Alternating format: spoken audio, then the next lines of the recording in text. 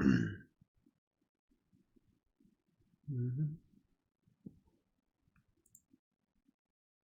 everyone, how are you doing today? It's amazing.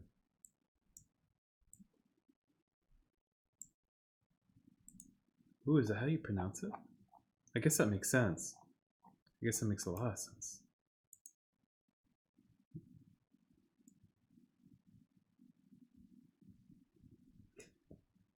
Doing well, thank goodness. No complaints.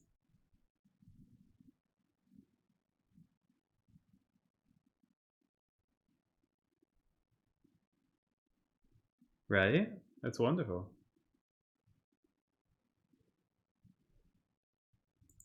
Let's see. Do we have any people on Twitch yet? We have Streamlabs. Thank you so much for being a robot. Good to see Pelosi, welcome. We have Zaf, Andrea. We have Tank. This is fun. I'm really excited to go through the Dhammapada. I over the winter read through the Pali Canon because someone recommended it to me. So I read through it like in December, January, and February, and I really loved the Dhammapada. I thought it was just like very like straight to the point, pretty easy. I'm really excited to kind of study it in depth with you guys because I kind of flew through it when I read it the first time.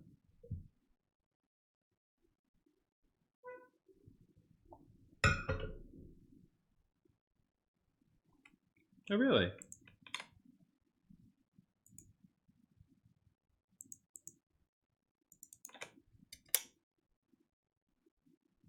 Oh, okay.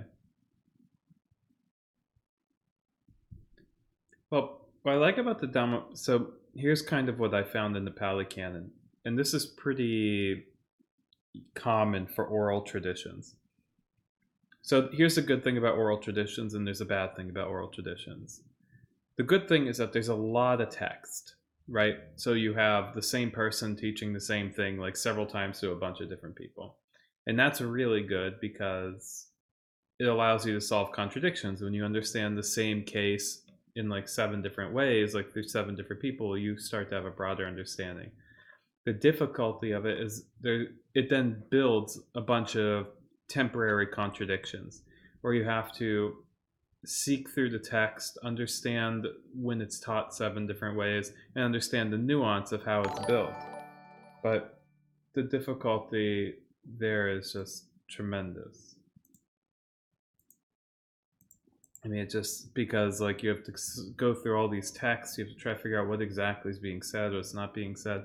But what I like about the Dhammapada is that it's just kind of a complete work in of its own. Although it's part of the canon, it is its own work and it encompasses everything. So you don't have to seek out like what's it say in like the middle length discourses, you know, number 37 against the long discourses like number like 12, and then like understand these contradictions. What you have here is you have one complete work and you only have to solve it within itself, which is really kind of cool. It makes it also much easier. Yeah, I'm pumped. I'm thrilled. We'll see. It's Candace. Thank you. I appreciate it. The art does look beautiful. There's one missing. I messed up on the Velcro and it fell down when I was at work today. So I have some new Velcro coming in on Sunday. I tried using tape. The tape didn't work. And so we have an incomplete picture. But, you know, maybe it'll be there Sunday. This, I am the budding trees. No, the apartment's finally coming together. I'm gonna get some bookshelves. I'm thinking of just getting a giant thing of bookshelves because I have about 11,000 pounds of books, and they're all, and like I've read them all, and they're all like you spend 7 years reading full time, you go through a lot of books. Like, you know, you have a lot of books when you start thinking about books in terms of weight, right? And so I thought, how cool would it be to be able to display them all? and just having like just this giant wall, like 12 feet long, like maybe like 1.5 foot deep, but also have it be like 10 feet tall. Yeah, just a little bit below, so it like doesn't look like ugly, but like get like a really nice bookshelf, because I have just a lot of books, and I'm currently getting some of them fixed. Like that Talmud I just bought, like I bought that like printed 1947. Like it's my favorite set that's ever been printed, but like it's in great condition, but it's not in condition that will be. It's in great condition because it wasn't used. My issue is I use my books, so they tend to move from great condition to like less great very quickly. So I found a bookbinder in the Lower East Side who I'm gonna give the set to, and he's gonna bind them in like 3/4 leather, which will be nice. Yeah, it'll cost literally more than the price of the books themselves, but they'll last another 100 years. There's a lot of Jews that do bookbinding, like like uh, like so I have a whole bunch of like Jewish friends, people that will take care of it, and so I'm excited. I'm gonna give him a lot of work because these book these books are like 28 inches tall, and like they're really big. I should measure them. They're slightly more than 2 feet. So they're like more than 2 feet tall, and they're like 1.5 feet deep. And there's 20 of them. It's a lot. I'm really excited. So we'll wait. Yeah. I mean, in total, the set after it's fully bound will probably weigh about 750 pounds.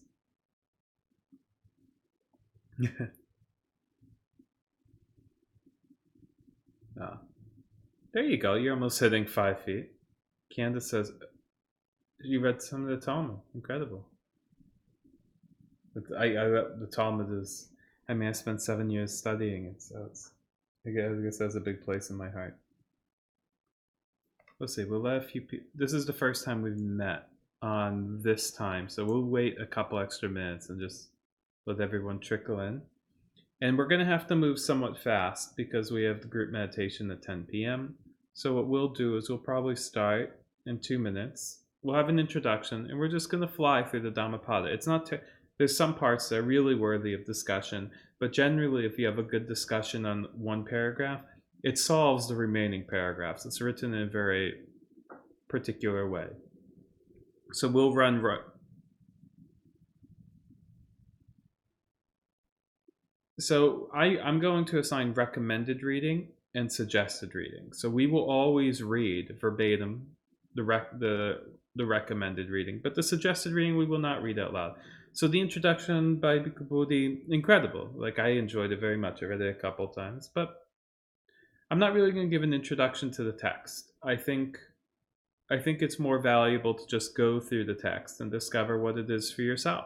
And if we have issues, we'll figure out how to solve those issues.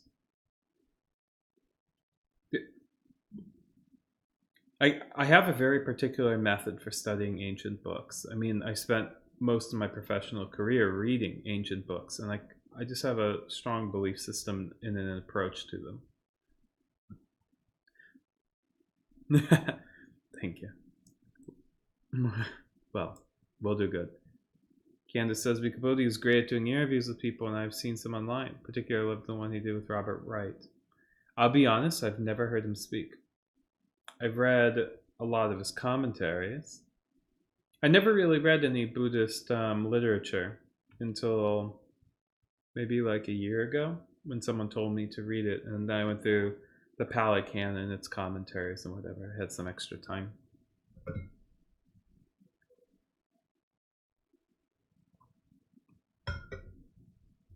It's Donkey. What's up? Welcome.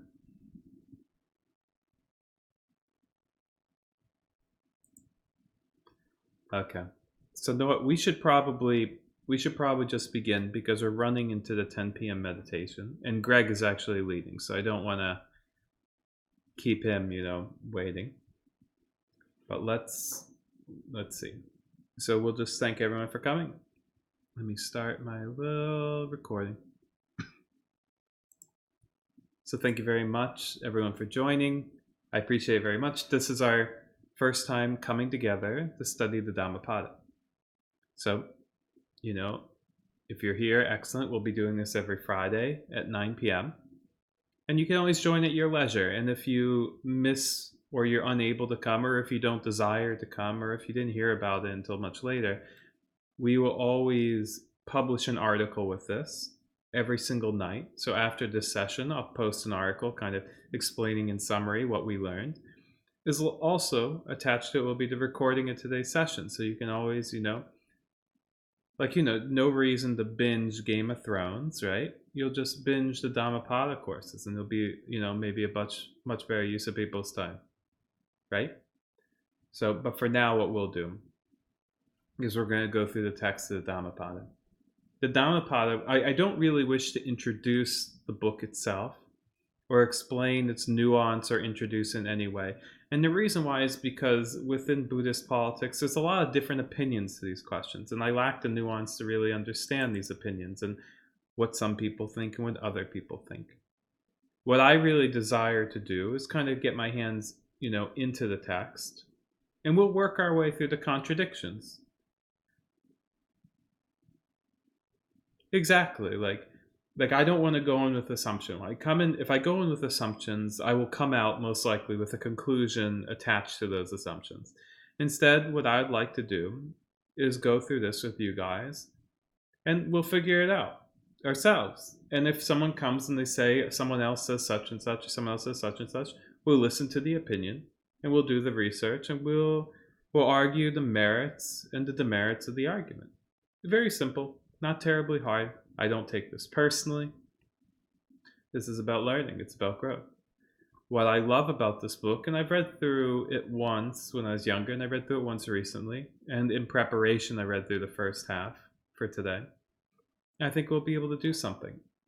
So the way that I generally go about this is I will read through a certain section of the text, and then I will give an opinion and an explanation of the text. And then we'll defer, to the people on Twitch, the people on Discord, and, the people who send pigeons or carrier pigeons, whatever. It's we'll answer all the questions that come up and we'll have discussion. And wherever we end, we end. We'll do this for an hour every week. Eventually, we'll be finished. Very, very simple. So let's begin. I don't want to have any introduction to the text. We'll avoid the politics. So here, what's very beautiful, we'll talk about this part of the text though. The book is broken up into 26 different sections. And unlike, normally when you read a book, you have a whole bunch of paragraphs. These are more like sayings. And they tend to go around different subjects. Like, for example, in the translation, the PDF, which we have here, I'll post it again in Twitch. In Discord, everyone already has it. Like the first book is called The Pairs, then Heedfulness, The Mind, Flowers, The Fool, The Wise Man, The Arhat, The Perfected One, Thousands Evil. So what we're going to do is we're going to read through a book. We're going to have some analysis, and we're going to see how the book progresses and how it grows and what we can learn from it. From what it has to do with meditation to what it has to do in theory. We'll let it open itself. Let's go in with nothing. But let's begin. So the Dhammapada begins, Book 1, Pairs. And I'll be using an English translation. If the translation is poor, that's on me. This is the best I can do. I can't read Pali or Sanskrit yet. If I need to, we'll learn it. So it begins. Mind precedes all mental states. Mind is their chief. They are all mind-wrought. If with an impure mind a person speaks or acts, suffering follows him like the wheel that follows the foot of the ox. Mind precedes all mental states. Mind is their chief. They are all mind-wrought. If with a pure mind a person speaks or acts, happiness follows him, like his never-departing shadow. I'm wondering if we should just break this up into pairs for this particular chapter. Let's do that. The first two paragraphs, already the first sentence is very deep. It says mind precedes all mental states. And it's good to separate these two things real quick. By mind, it's talking about perception, the ability to perceive or be not awareness, not consciousness, but perception. Almost like if there's a projector and there's a projector screen and the projector is throwing some type of image, mind states are kind of the projection image, what comes from the projector onto the screen, all that light. The projector is the mind. It's what's creating this facsimile of perception. It's the device that creates mental states. And so this is very fascinating, to me particularly. I'll say like this. I studied philosophy in graduate school. A lot of books. One of the major issues I have, and David Hume has this issue as well, who's a very famous philosopher. He says, almost like this, he says, all philosophy is just subjective ideas. It all comes from the mind. Like whether we're trying to introduce logic or science or subjective philosophy of Kierkegaard or the more objective like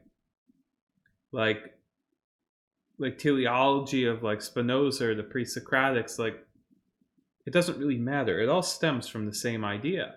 If there's a weakness in the mind, then all of philosophy is kaput. It disappears immediately. And this is the main issue that's already here in the first sentence. It says, mind precedes all mental states. So the mind is what projects everything into our world, whether it's our emotions, our thoughts, the logic that we follow, the authorities which we follow, how we relate to other people, how we run our governments, companies, etc. Before all of this, it's preceded by the mind. And so the question is like this. To what extent can we understand the mind, and to what extent can we trust it? If we can fully understand it and trust it, then we're going to be in really good shape. We're going to be able to figure everything out.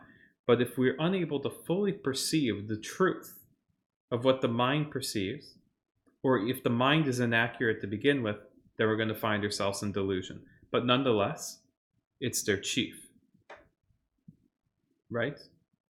And the mental states, they're all mind wrought, meaning you can seek them out. You can seek out your emotions, the sensations that are physical or mental, whatever it is. And all that you will find is mind.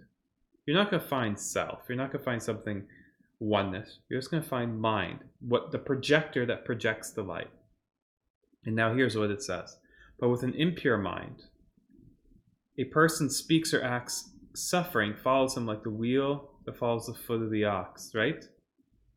And this is a metaphor, right? You have the ox that then drags the cart. And this is in the wrong order, right?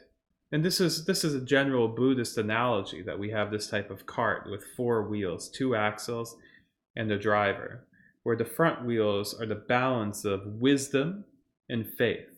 That we should have faith in ourselves, that we should have faith in the process to become enlightened, etc.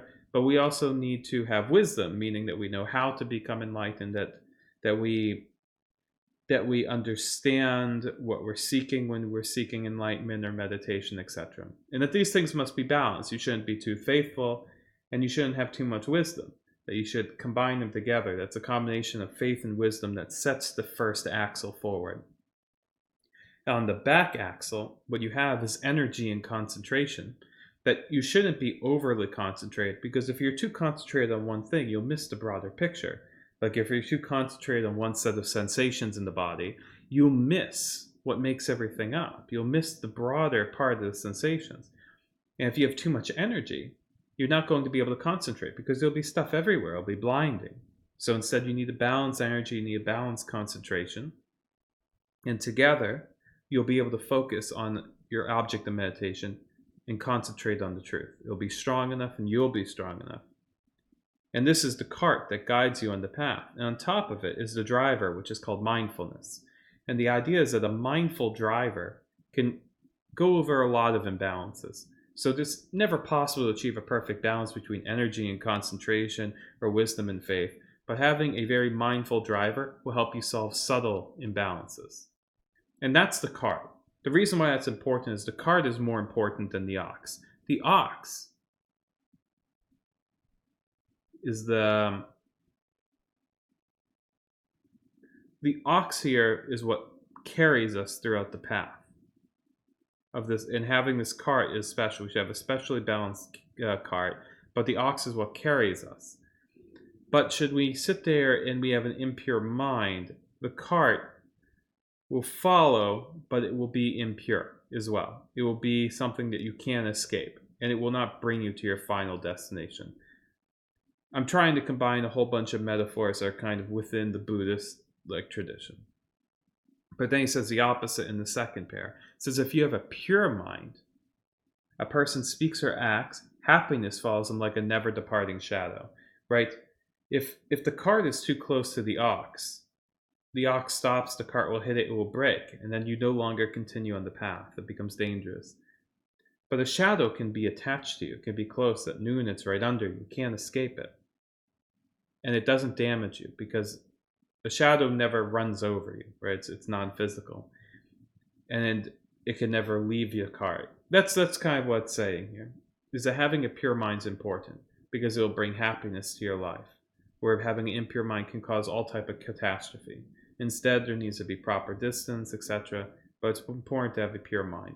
This is important because by having a pure mind, we're then able to sit there and meditate and enter these pure states, see the validity and truth of our sensations, and ultimately seek some type of enlightenment.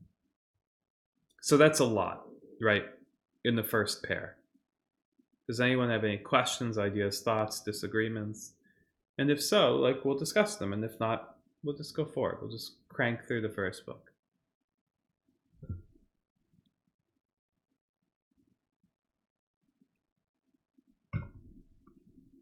Yeah.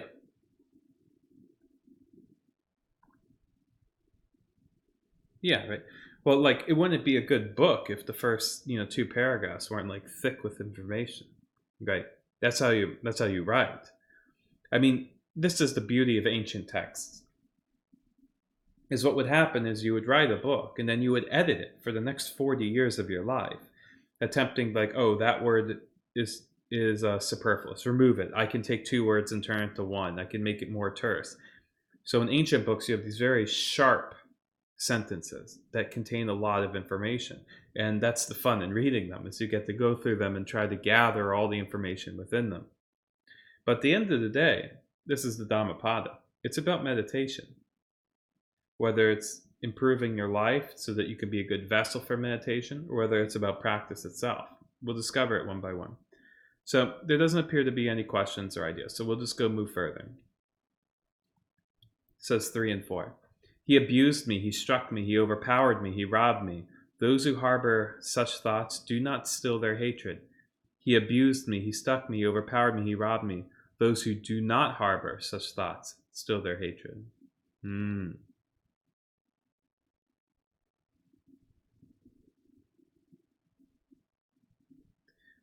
So what is it? So what's the... I love that there. So what's the difference here? It's a set of sentences. Now, we're gonna do some medactic, as it'd be called in Hebrew. We're gonna be very specific. We're gonna be very specific in the language. So the question is like this: as a reader of texts, I ask myself one of 2 things: is the nuance in the words "he" and "me"?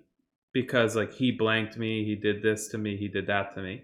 Is "he" and "me" the nuance that's important in the sentence, or is it the 4 words? Bookfin, I'll link the PDF. We're on the first book, the 3rd and 4th paragraph. Or is the nuance on the 4 specific words: abused, struck, overpowered, robbed, right?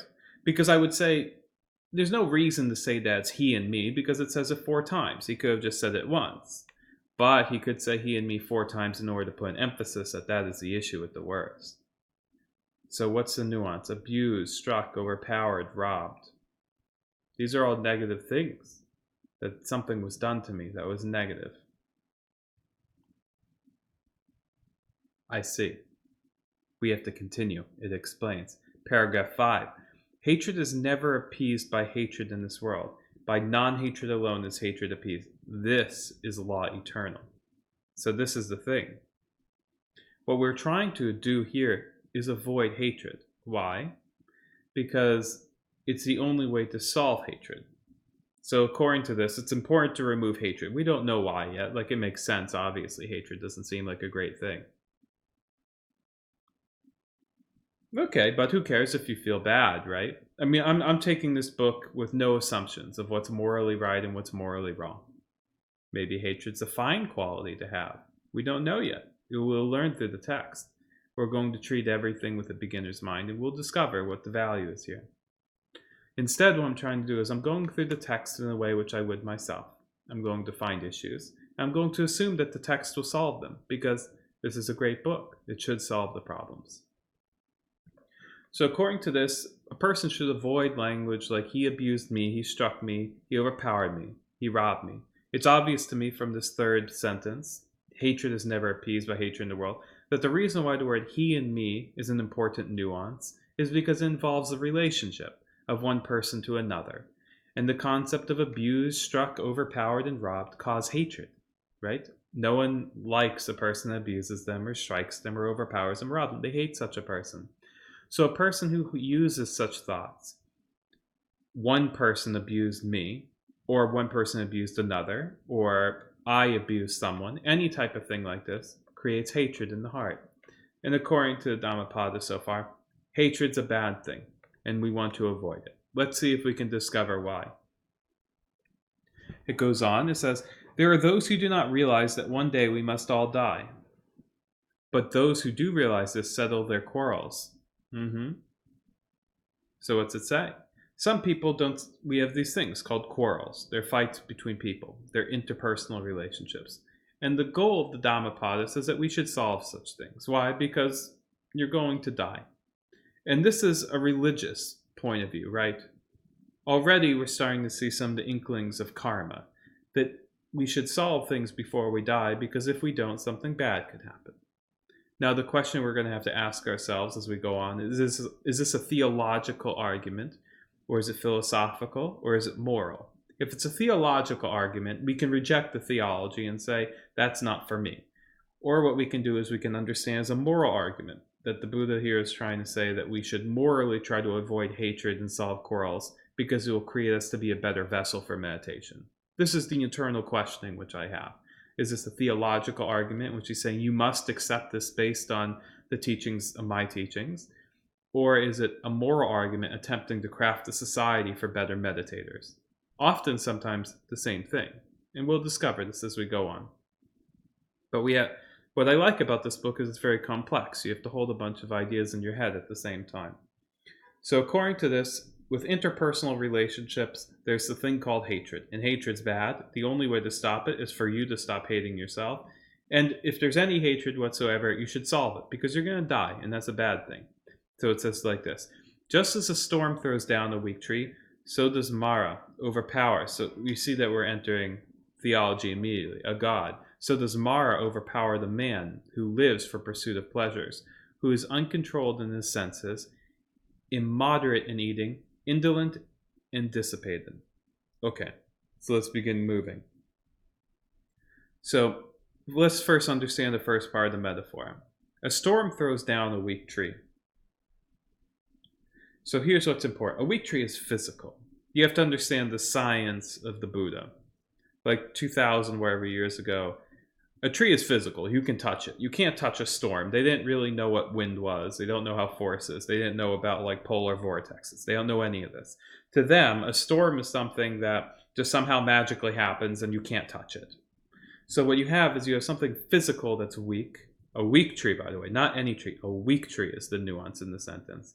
And the storm, which just comes and it goes, we have no idea why, it can crush weak trees. And so too, Mara here is like the storm. Something that we can't control, that we can't see, that we can't even understand. It just comes and crushes. And what does it crush? Not a tree, but a person who's a hedonist to a certain extent, pursue the pleasures, uncontrolled in his senses, immoderate in eating, indolent, dissipated. These are questions of morality. Right? Right now, what we're learning in the first chapter of the Dhammapada are moral qualities. And by the way, this is very common in a lot of religious texts.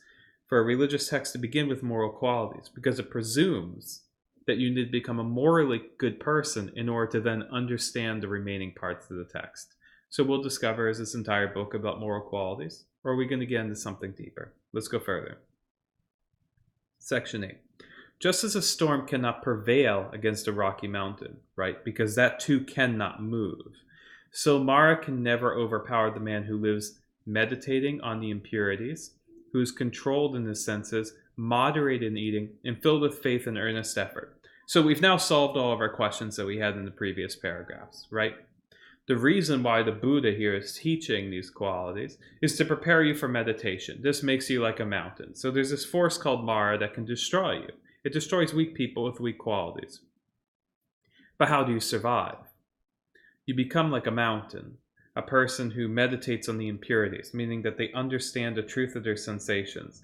They accept the good things and the negative things, but particularly the negative parts of it. He doesn't say on the impurities. He says, by the way, meditating on the impurities. He doesn't say sit around thinking like, I should really sit there and, have better conversations with people, or, I should give more to charity. That we should meditate on them, that we should seek out and investigate the truth of them while on the cushion. Who is controlled in his senses, right? By controlled, this is a bad translation. I would use the word is understanding his senses. Controlled could be a good translation, but there's a nuance here that we need to explain. As you meditate, and you meditate upon the sensations in your head, whether they're emotions, whether they're physical, mental, whatever sensations, you begin to recognize them. So at first in our life, the sensations are an amorphous blob. Someone says something to me, I get angry, I attack them, etc. But when we meditate, we understand. Someone said something to me, that makes me afraid, I react this way. We break down one amorphous blob of sensations into separate parts. And then when I see them as they truly are, when someone says something negative to me again, I say, words came into my head. That caused me to feel unhappy. That causes fear in me. I'm not going to overreact. Why? Because you see the parts of the whole. Just like if you knew how to bake a cake, I take sugar, flour, water, eggs, etc. And then you're like, if you don't know how to bake a cake, people can hand you all these ingredients and you'll put it in the bowl and then it won't come out. You'll be like, oops, it's not a cake. But if you know exactly how a cake is made, you know the ingredients, and then someone hands you, like a squash, you'd say, no, that doesn't go there. That's not part of my cake. What I'm trying to say is as we understand our sensations and the perceptions, we gain control over them. And that's what he means by control in his senses, that he understands what happens and why he or she acts in such a way. Moderate in eating, right? Not over gluttony. This person who's immoderate in eating, by the way, which goes two ways, eating too little or eating too much, either puts too much emphasis or too little emphasis in the body. That we should not be, as one of my mentors says, like a homo religioso, like a person who attempts to live only upon some esoteric belief that we should completely ignore the physical senses. Instead, there needs to be a balance. We do have a body. And to what that means sensation-wise or meditation-wise is a different thing, but we have to eat food, we have to pay rent, etc., etc. Right? And filled with faith and earnest effort. And this is the novelty again. Faith and earnest effort. As we mentioned, faith and wisdom. Effort's like wisdom. Wisdom doesn't just mean knowledge. It means the ability to act upon wisdom. This is the first part of the cart we mentioned before. This is a good place to stop for a second. Does anybody have any questions or ideas or thoughts they wish to discuss? Type them in Twitch chat, type them in Discord, talk on Discord, do whatever you want to do.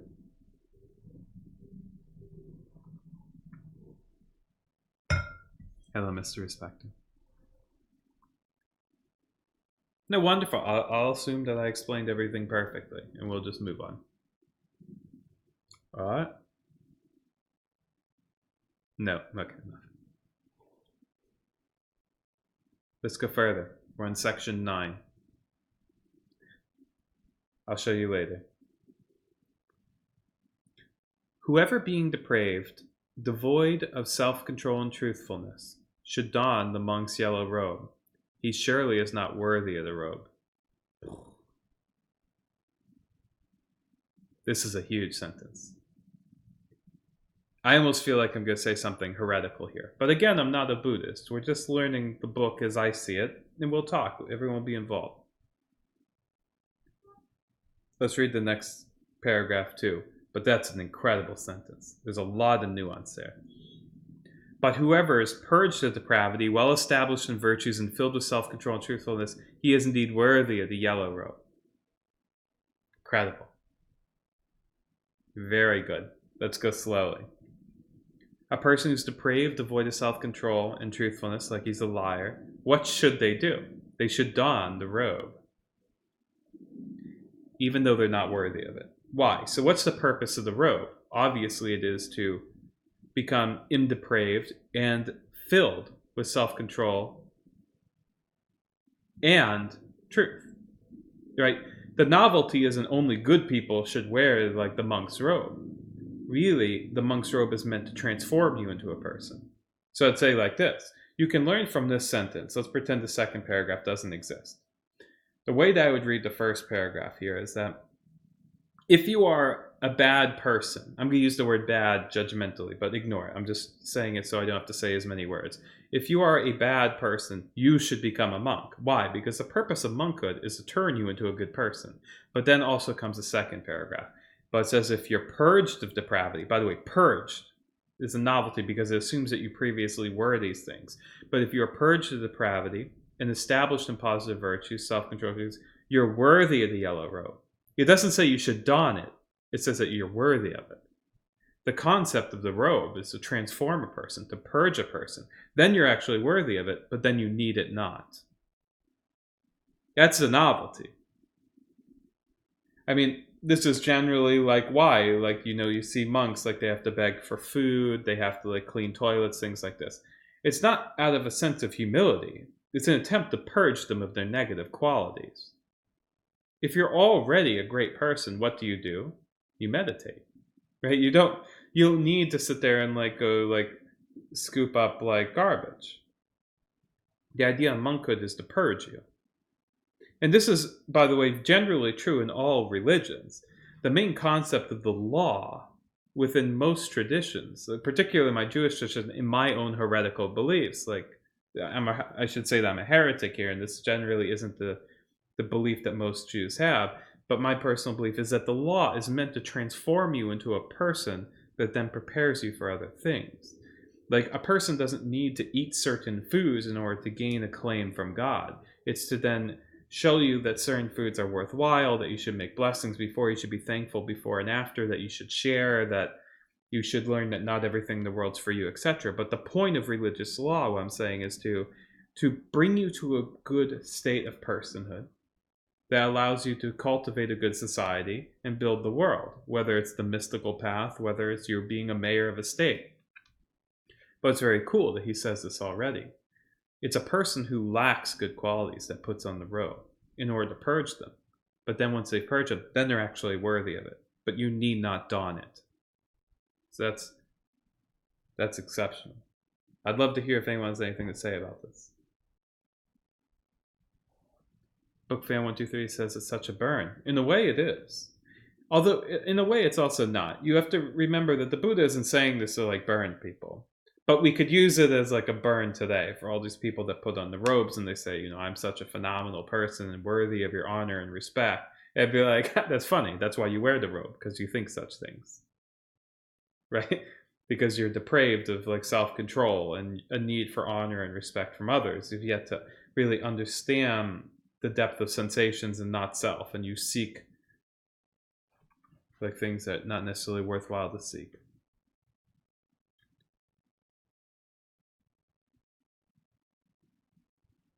Okay, again, a perfect explanation with no questions. Phenomenal. We'll move further.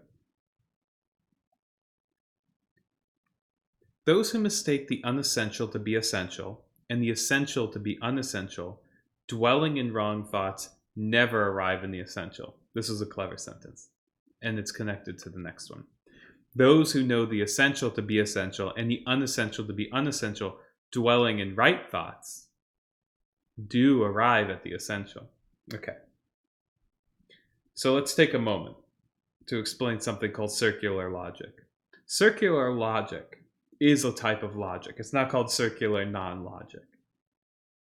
The problem with circular logic is that it's not terribly convincing, but it doesn't make it wrong. It is a logical statement without fallacy. It's not, circular logic is not a fallacy. If people say it is, they're mistaken. But this is a type of circular logic. And what does circular logic need? It needs faith. You need to have faith that by doing the right things, you will lead yourself to right beliefs and doing more right things. It's a type of acceleration. That's why it's called a circle. It accelerates as it spins. But a person who makes an error, it makes the unessential the essential, the essential the unessential, will not come to right thoughts.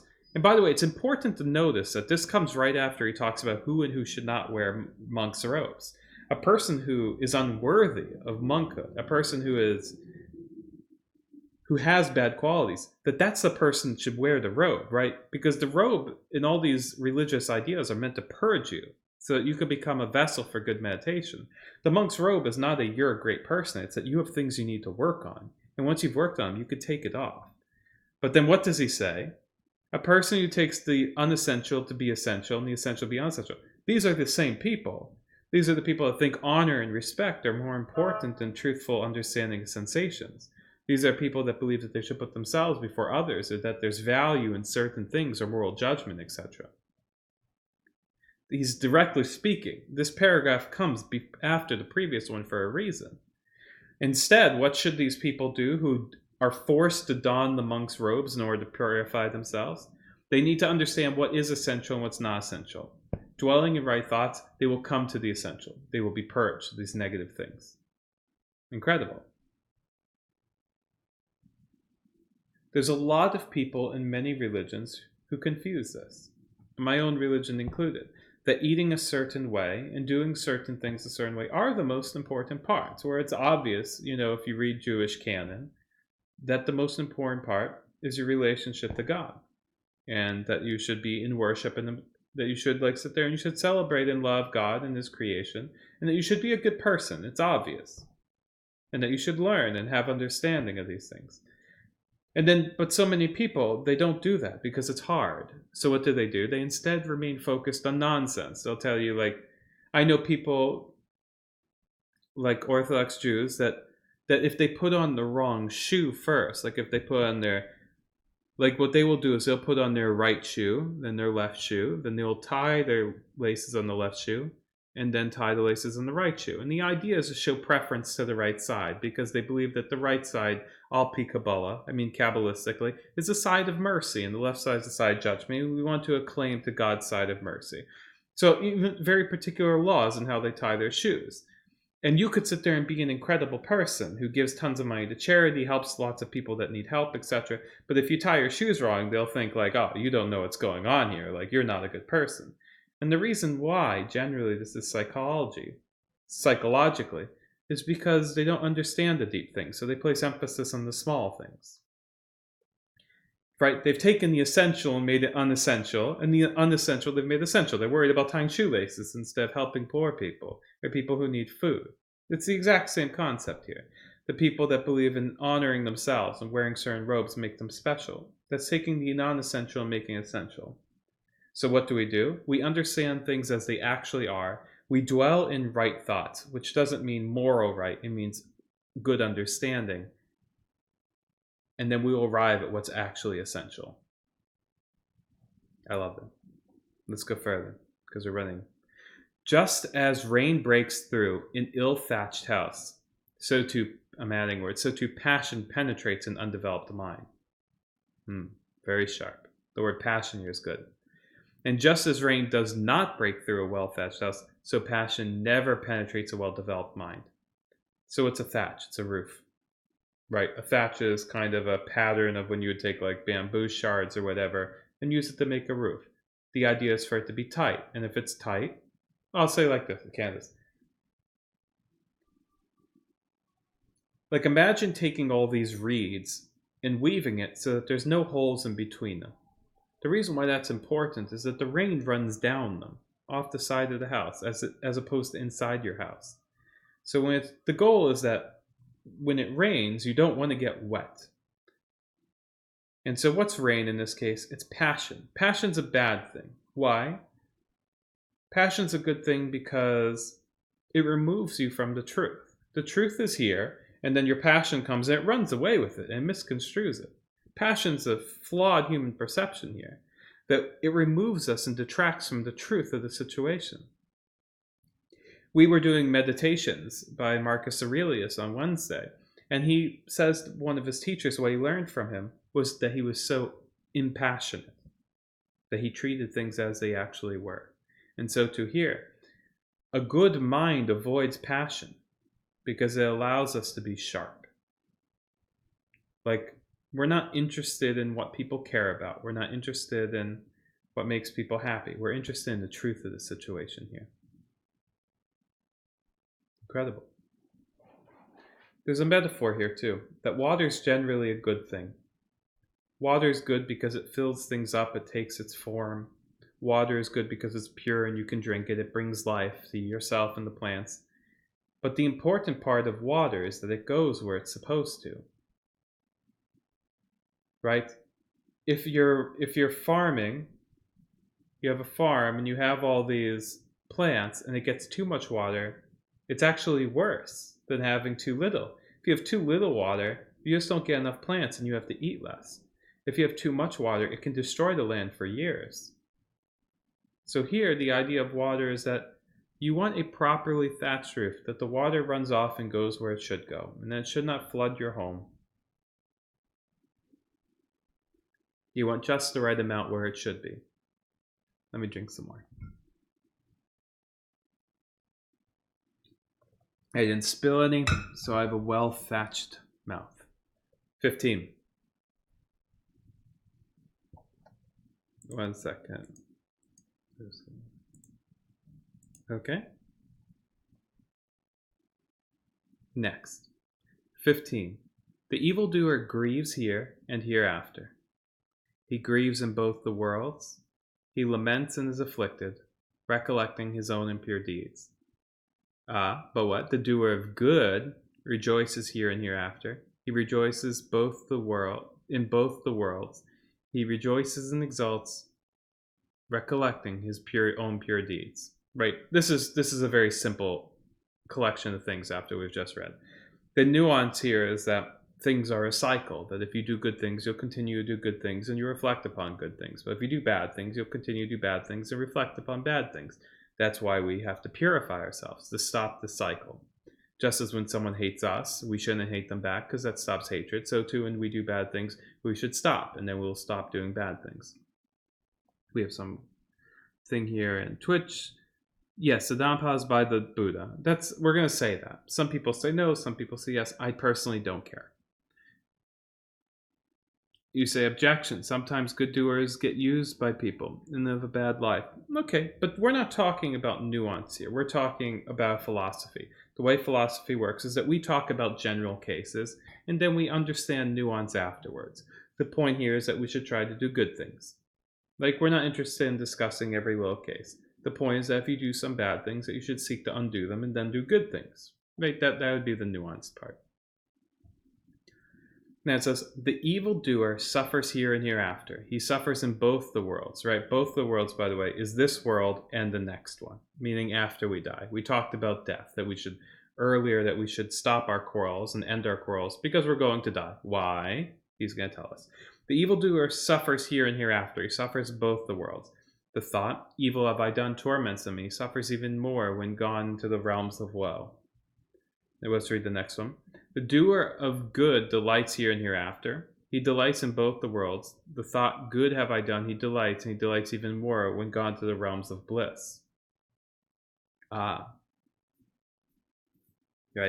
There's a nuance here. This is not as simple as I thought it was. There's two ways to read the word worlds.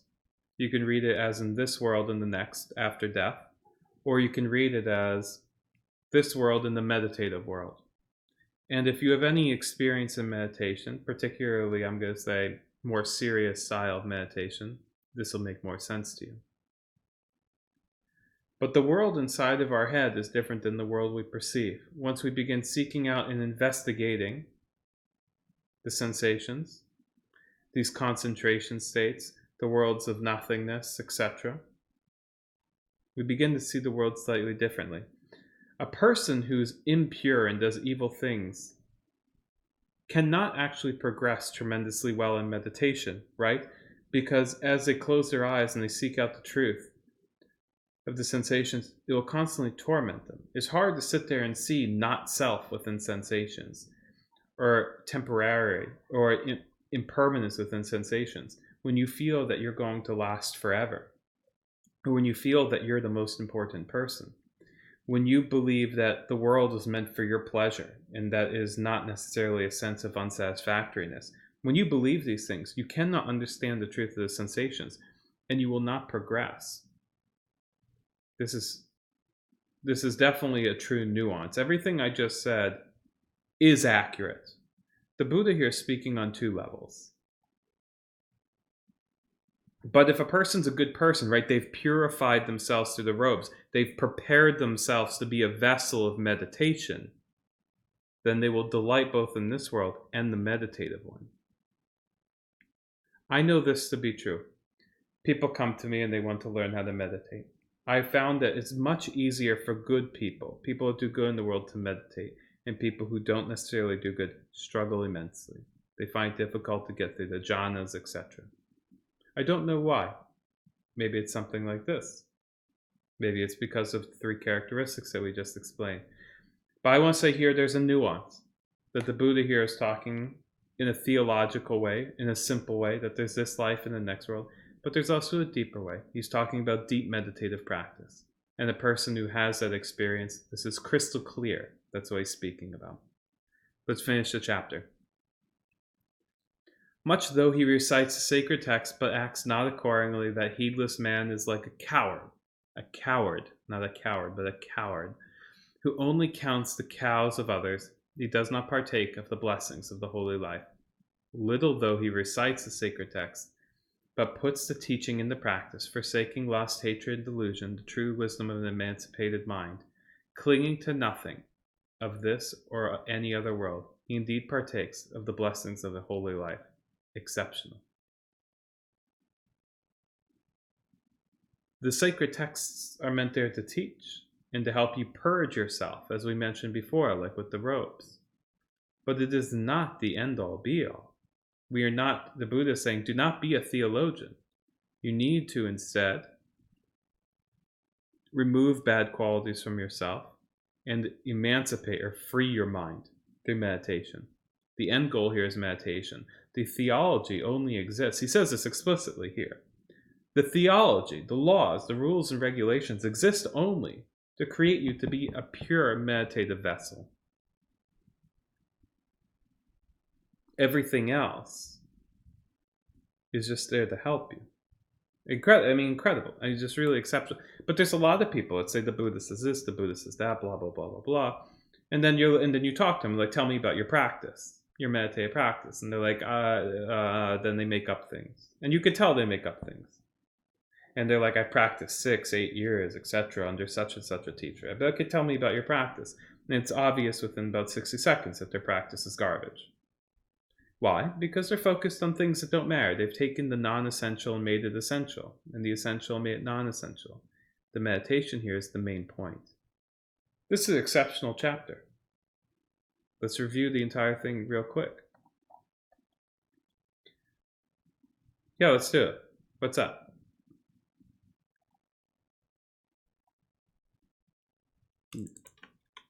Yeah? Well, let's take a second.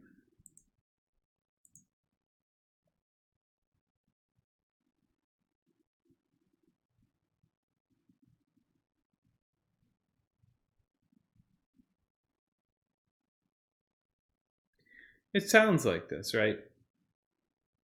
Oh, I'll repeat the question. Candace, the question is, the text says, much though he recites the sacred text, but acts not accordingly, that heedless man is like a coward, a person who herds cows, who only counts the cows of others.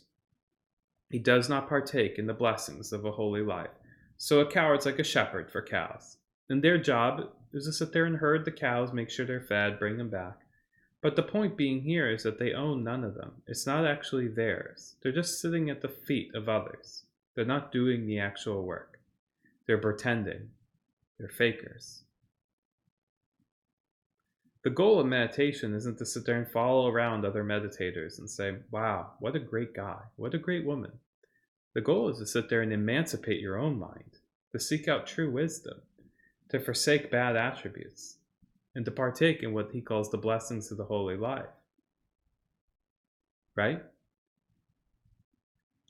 This is very much a polemic against over-religious monks. I mean, like, I'll tell you, I used to be a rabbi. I wish that I had written something like this. The amount of people that would sit there and come up to me and say, David, you said this, and you said this, that's amazing. And they'd like worship the ground I stood on. I'd be like, you're just like morons. Like, go learn for yourself. Like, go become a better person. Like, I don't care what you think about me. Or what people do with other teachers, even more so. Like, it doesn't matter. The point of the Buddha's text here is that you should meditate. And worry less about the robes. Worry less about the law. Worry less about the texts. Instead, meditate. And I want to tell you something. And I've never spoken to a Buddhist about this section. But my guess is if you talk to them about it, they're going to tell you the Buddha didn't write it. Right? Because they need to justify their own beliefs. And that also serves as a form of what the entire conclusion of what we just read. This is a polemic against overly theological people. It starts off with the philosophy that mind precedes everything, and that we need to focus on understanding the mental states, and that we should understand them as they truly are, and that we need to purify ourselves to do such a thing. So we should avoid evil, avoid doing negative things. But don't sit there and make the essential non-essential and the non-essential essential. Don't sit there and think that some things matter. What really matters matters. Sit and practice. Be a good person. Don't sit there and walk around and just read books and wear monk's robes. Very interesting. I love the sharpness. So we only have 8 minutes. Let's see if we can try to go a little bit through the second book. Maybe we can even finish. Second chapter. Heedfulness is the path to the deathless. Heedlessness is the path to death. The heedful die not. The heedless are as if dead already. Very interesting paragraph. So this is also very nuance related. The idea of death and deathlessness here, according to Buddha, immediately is different than like the binary of like you breathe or you don't breathe. The idea of life to him is existing within the idea of truth. That there's this kind of almost like what we learned in the Tao Te Ching, that there's this concept of truthfulness and oneness and whatever. And if you're in it, you're going to live forever. Whether the body goes away, whatever happens to the soul, if that exists, it doesn't matter. The point is that you're in that flow. But if you're not engaging that flow, it's as if you're already dead. So heedfulness, right, is the path to deathless. Like you must sit and learn and grow. You have to sit and study. But heedlessness, you just go forward and do whatever. It's as if you don't exist. You're already dead. That's very simple. Clearly understanding this excellence of heedfulness, the wise exult therein and enjoy the resort of the noble ones. Okay. This is coming to further explain the previous paragraph. That heedfulness is important, and wise people do it. And that's how they do that with other wise people. It's very, very simple. That's a simple thing. You should learn from good teachers. The wise ones, ever meditative and steadfastly perceiving, alone experience nibbana, the incomparable freedom from bondage, right? The concept of nibbana is understanding the truth of the 3 characteristics within your sensate world. It's the understanding exactly how your perception functions. Mind precedes all states. It's the understanding of that to the highest extent. Who does this? The noble ones. What did they do? They purified themselves and they meditated.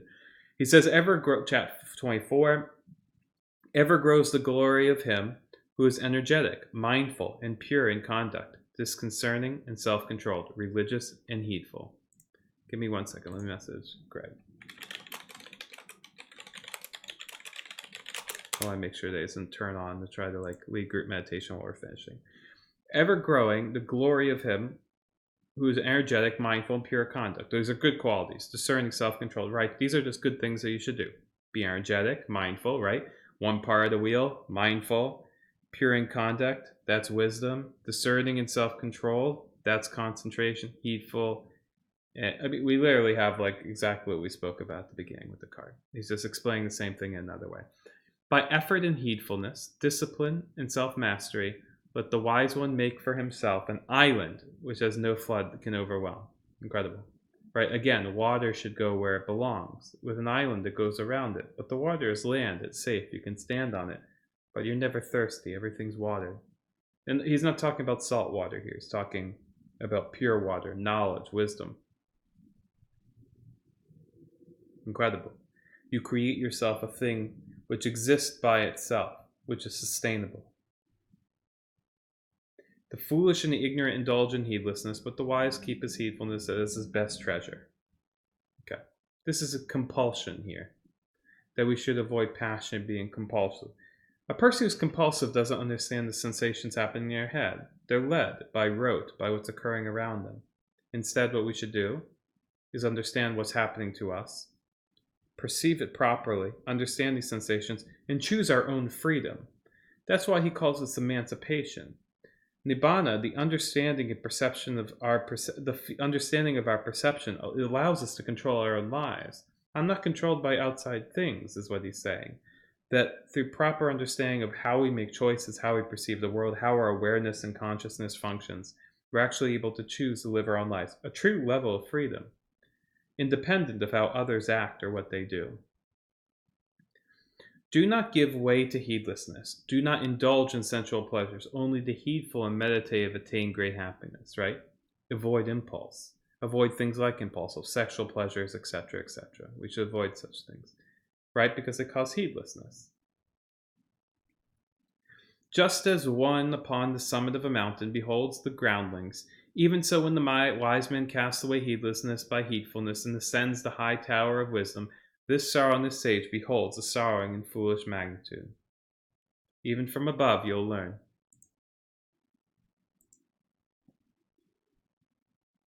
That's kind of sad. The point being is that when you become wise, you rise above it all.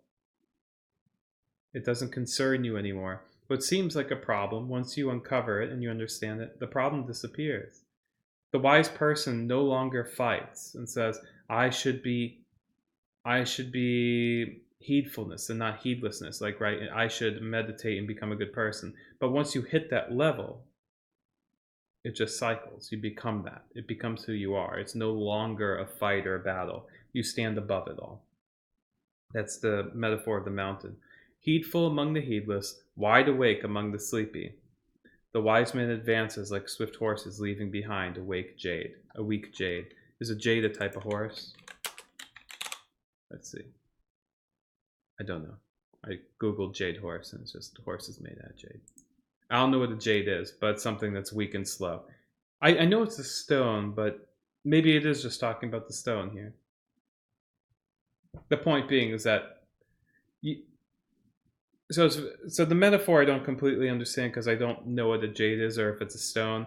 But the point being is that it's saying being heedful is way better. You're a completely different person. You're awake, they're sleeping. You're wise, they're not wise. And you are flying. You are like a horse. Complete freedom. You can travel anywhere. They're like a weak jade. Oh, maybe like a stone. They're stationary. They're not moving. You have the freedom to go anywhere. So you're right, Candace. It's like, I think he's talking about stone here. The swift horse moves swiftly. It's that freedom that the Buddha here is speaking about. By heedfulness did Indra become the overlord of the gods. Heedfulness is ever praised and heedlessness ever despised. This is theological. I'm going to move on. I don't know the metaphors behind these gods. But the point again is that heedfulness is better than heedlessness. And now he's going to say the monk. I don't even know what the sentence will say, but it's going to be interesting. The monk who delights in heedfulness and looks with fear at heedlessness advances like fire, burning all feathers, small and large. So let's mention an interesting nuance here. I'm not sure if you noticed, but in the couples, like the two paragraphs together, he always explained the negative thing first. This is the only time where he's put the positive quality first. It's always been the negative quality first, up until this last part. And that's because it's the conclusion, right? The conclusion's the main point. What are we actually trying to achieve? The monk who delights in heedfulness, the one who listens to their elders, is attempting to purify themselves, right? They put on the robes to purge themselves to become a meditative vessel. What do? They look with fear at heedlessness. Fear. They fear it. Why? Because then they can advance like fire, burning all the fetters, the things that restrain their freedom. Fetters are like shackles, small and large. Small and large, the nuance here is temporarily and permanent, that upon certain levels of enlightenment, you permanently remove fetters. The small ones are small things that you lose along the way, but you gain this freedom through meditation. But the monk who delights in heedfulness and looks with fear at heedlessness will not fall. He is close in the body. I read it wrong, didn't I?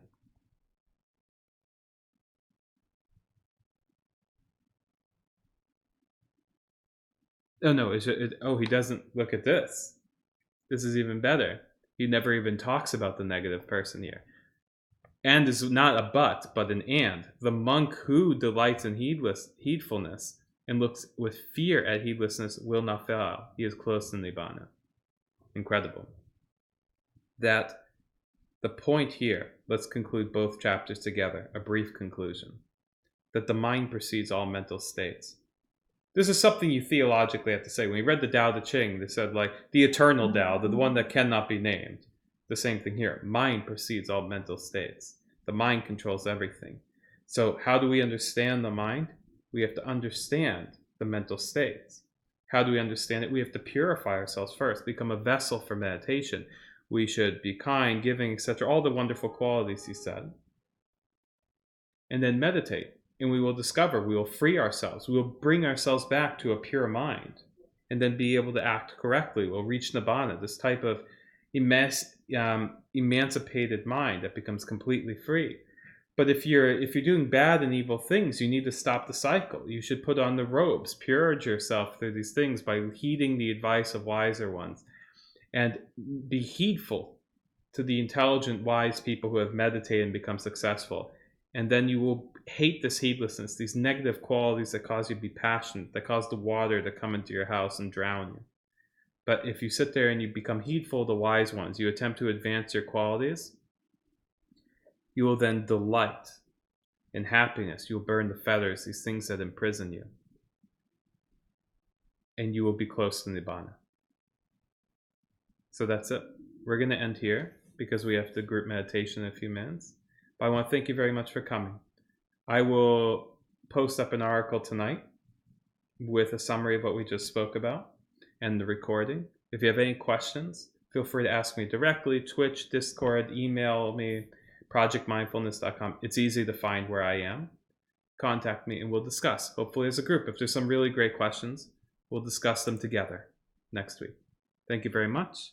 And stay here and enjoy Greg.